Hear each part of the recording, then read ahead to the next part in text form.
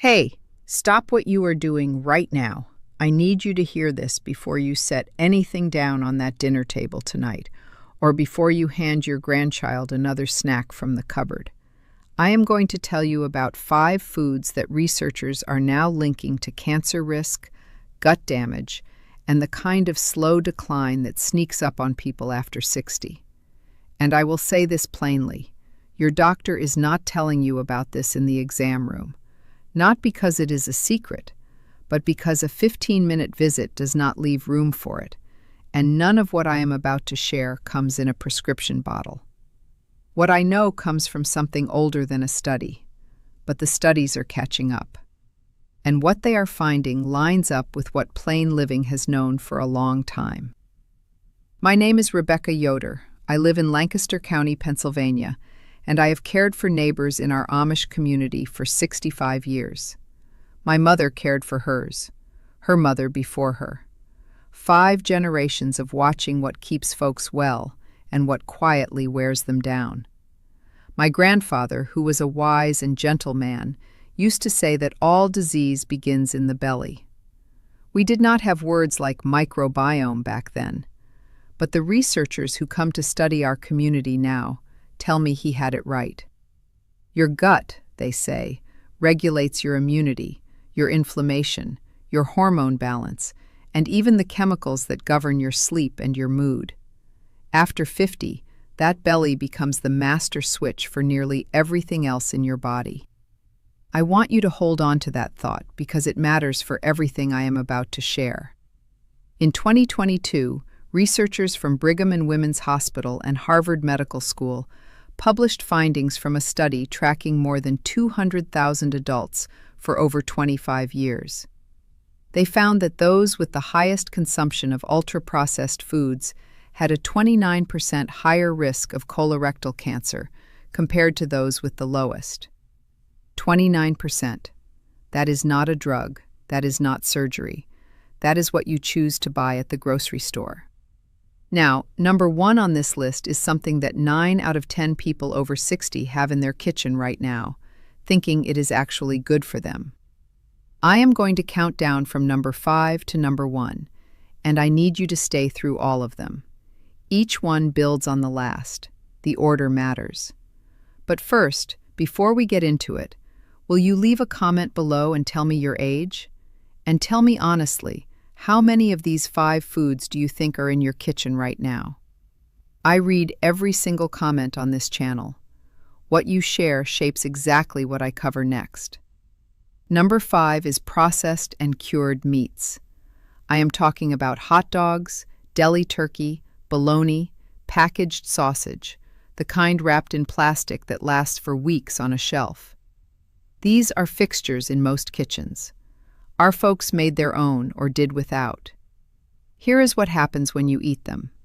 They contain compounds called nitrates, used to preserve the color and prevent spoilage.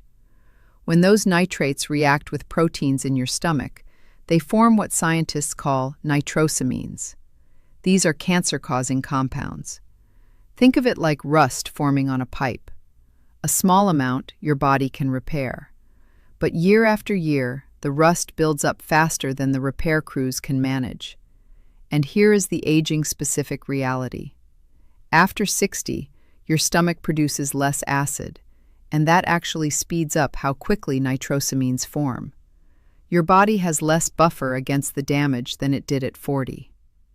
The World Health Organization, drawing on over 800 studies, has classified processed meat as a Group 1 carcinogen. That puts it in the same category as tobacco. That number has stayed with me. I had a neighbor, Dorothy, 73 years old, from Harrisburg, Pennsylvania, a retired schoolteacher. She ate cold-cut sandwiches nearly every day for 30 years, certain she was being careful with her health. We talked about switching to home-cooked meats and beans instead. Within 6 weeks, her bloating had eased by roughly 50%. She told me, "I cannot believe I spent 30 years thinking I was being so sensible." Swap packaged and cured meats for those you cook yourself, or for eggs, lentils, and beans. When you do use cured meats occasionally, Pair them with vitamin C foods, a few slices of red pepper or tomato, because vitamin C helps interrupt nitrosamine formation before it takes hold. Number 5 was serious, but number 4 is sitting in nearly every pantry in this country, and most people have no idea what it is doing. Number 4 is refined seed oils, canola oil, soybean oil, corn oil, the inexpensive vegetable oils that fill most grocery store shelves. Our folks cooked in lard, in butter from our own cows, in olive oil when it was available. The English switched to seed oils decades ago, told they were the heart-healthy choice.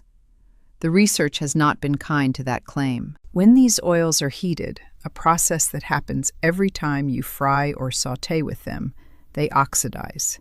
They produce compounds called aldehydes, which damage cells, and they promote what researchers call advanced glycation end products. Think of those like caramel hardening inside your arteries, making surfaces stiff and sticky where they should be smooth and flexible. And here is the aging-specific reality. After 65, the lining of your gut begins to thin. Oxidized fats feed inflammation directly at that lining. Researchers at the University of California, San Diego found that diets high in oxidized fats were associated with a 38% higher marker of intestinal inflammation in adults over 60 compared to those who used stable fats. I had a neighbor, Harold, 70 years old, from Columbus, Ohio, a retired mechanic. He came to me with joint pain and morning fatigue his doctor could not explain. His wife cooked with vegetable oil every evening. We made one change, butter and olive oil instead. Within 8 weeks, he told me his morning stiffness had improved by roughly 60%. He said, "I thought butter was trying to kill me. Turns out it was the canola oil." Throw out any bottle labeled vegetable oil, canola, soybean, or corn. Replace with butter, ghee, or extra virgin olive oil for cooking. Use coconut oil for baking. These fats are stable under heat. Now, before I move on, I want to share something that connects to everything I have already said and to what comes next. After 65, your gut loses roughly 70% of the beneficial bacteria it had in your younger years. The lining weakens. And here is where most people go wrong. They try a probiotic.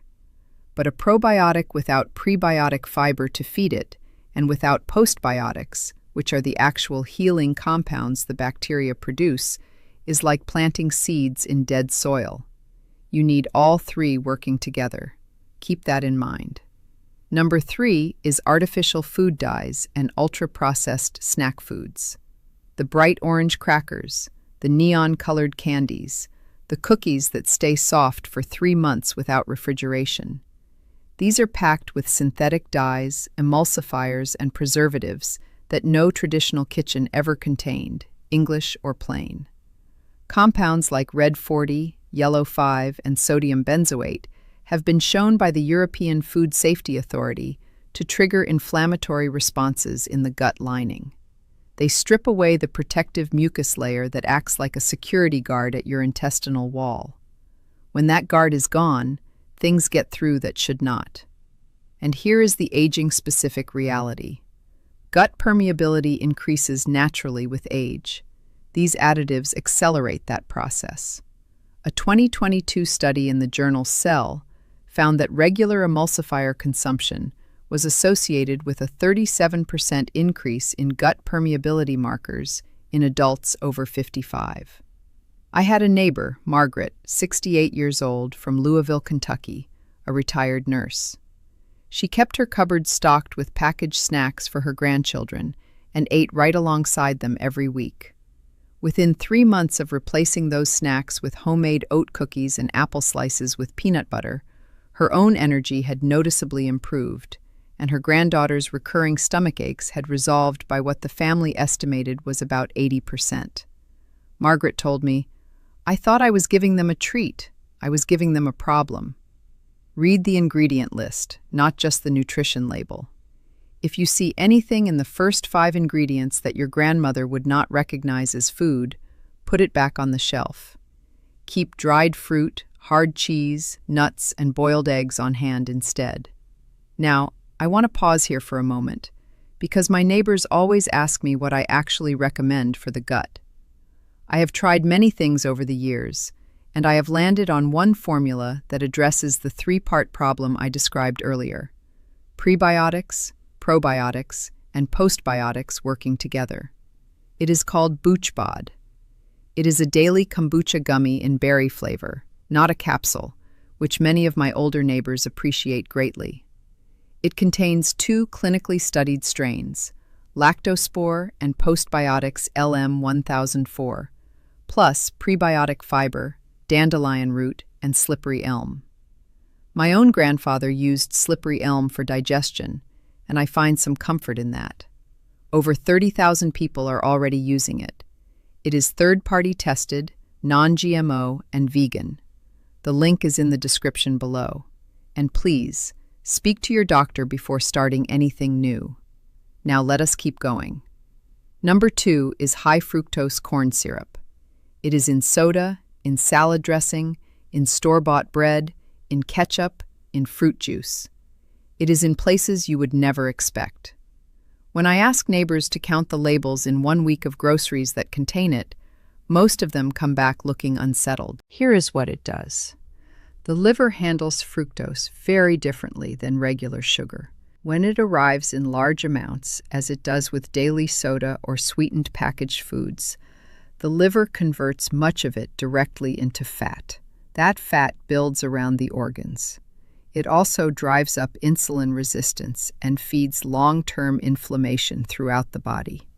Researchers at Johns Hopkins, in a study tracking over 14,000 adults for 15 years, found that those with the highest fructose intake had a 52% higher rate of fatty liver disease compared to those with the lowest. And here is the aging-specific reality. After 60, insulin sensitivity already drops by roughly 30%.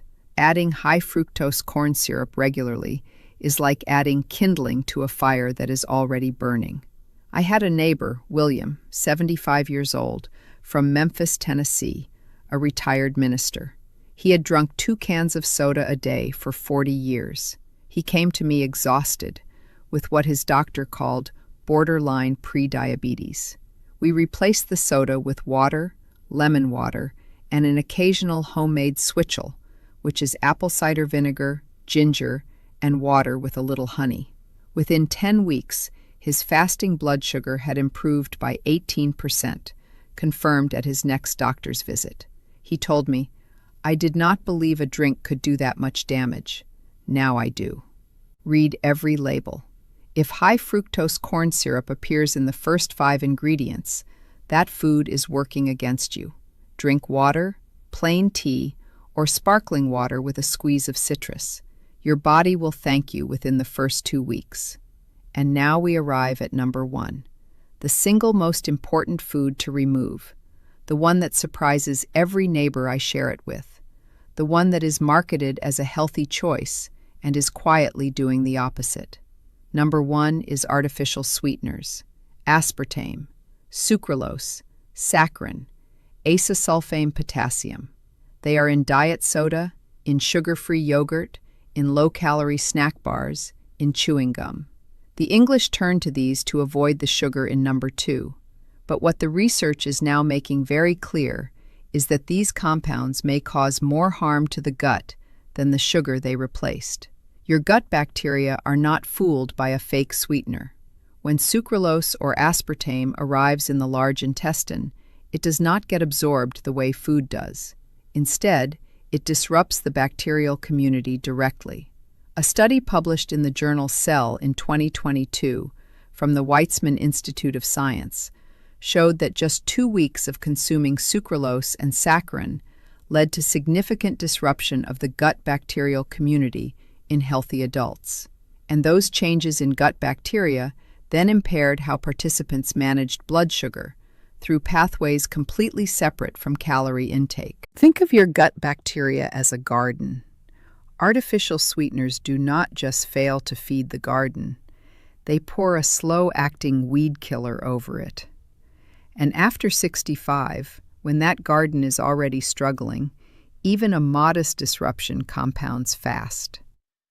A 2021 study from Brigham and Women's Hospital, tracking over 80,000 postmenopausal women for 15 years, found that those who consume diet beverages daily had a 23% higher rate of certain cardiovascular events compared to those who rarely consumed them. The researchers pointed specifically to gut-driven inflammation as a likely pathway. I had a neighbor, Eleanor, 78 years old, from Pittsburgh, Pennsylvania, a retired seamstress. She had switched to diet soda over 20 years earlier and was proud of herself for cutting out sugar. She came to me exhausted, bloated, with skin that had lost its color and its glow. We went through her kitchen together and removed every artificially sweetened product. Within 1 month, her bloating had dropped by 70%. Within 3 months, her daughter told me her mother looked 10 years younger. Eleanor said, and I have never forgotten this, "I thought I was being so good to myself. I did not know I was quietly poisoning the very part of me that keeps everything else running." If you need sweetness, reach for a small amount of raw honey, a drizzle of pure maple syrup, or half a ripe date. Your gut can work with those. It cannot work with what comes in a pink, blue, or yellow packet.